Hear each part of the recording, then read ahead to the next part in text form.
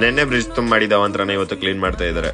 ಇವತ್ತಿನ ಮಿನಿ ಬ್ಲಾಗ್ಗೆ ಸ್ವಾಗತ. ಇವತ್ತು ಬೆಳಗ್ಗೆ ಎದ್ದು ಕರಿಯನ್ನ ನೋಡಿ ಕರಿಯ ಸ್ವಲ್ಪ ಕೊಳೆ ಆಗಿದೆ, ಅವನ್ನ ಶೆಡ್ ತಗೋಗಿ ಹಾಕ್ಬಿಟ್ಟು ಅಲ್ಲಿಂದ ಸರ್ಕಲ್ ಬಂದೆ. ಅಲ್ಲಿಂದ ಹೊಳೆ ನೆನೆ ತುಂಬಿತಲ್ಲ, ಏನಾಯ್ತು ಇದ್ರ ಕತೆ ಅಂತ ನೋಡವ ಅಂತ ಅನ್ಬಿಟ್ಟು ಹೊಳೆ ಹತ್ರ ಬಂದ್ವಿ. ಹೊಳೆಯಿಂದ 500 ಮೀಟರ್ ದೂರಕ್ಕೆ ಬ್ಯಾರಿಗೇಡ್ ಹಾಕ್ಬಿಡವ್ರೆ, ಪೊಲೀಸ್ ಬಿಡ್ತಿಲ್ಲ ಅಡ್ಡ ನಿಂತ್ಕೊಂಡು. ಏನ್ ಮಾಡವ ಅಲ್ಲಿ ಹೋಗವ ಅಂತ ಅನ್ಬಿಟ್ಟು ಸ್ವಲ್ಪ ಹೊತ್ತು ವೆಯ್ಟ್ ಮಾಡಿ ನಾವು ಕ್ಲೀನ್ ಮಾಡೋರಂಗ್ ಹೋಗಿ ನಮ್ ಜೊತೆ ಸ್ವಲ್ಪ ಜನ ಕ್ಲೀನ್ ಮಾಡಕ್ ಸೇರ್ಕೊಂಡ್ರು. ನಾವು ಆಚೆ ನಿಂತ್ಕೊಂಡು ನೋಡ್ತಾ ಸುತ್ತ ವಿಡಿಯೋನ ಕ್ಯಾಪ್ಚರ್ ಮಾಡಿದೆ.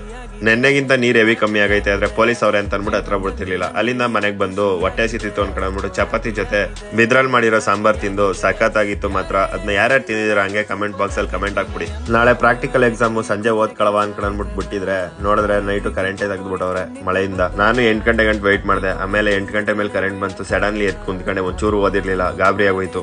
ಪ್ರಾಕ್ಟೀಸ್ ಮಾಡ್ಲಿಲ್ಲ ಅನ್ಕೊಂಡ್ರೆ ಪಕ್ಕ ಫೇಲು ಅಂತ ಗೊತ್ತಾಗಿ ಒಂದ್ 4-5 ಲೆಕ್ಕ ಪ್ರಾಕ್ಟೀಸ್ ಮಾಡ್ಕೊಂಡು ಅಲ್ಲೇ ಡೇ ಎಂಡ್ ಮಾಡಿದೆ.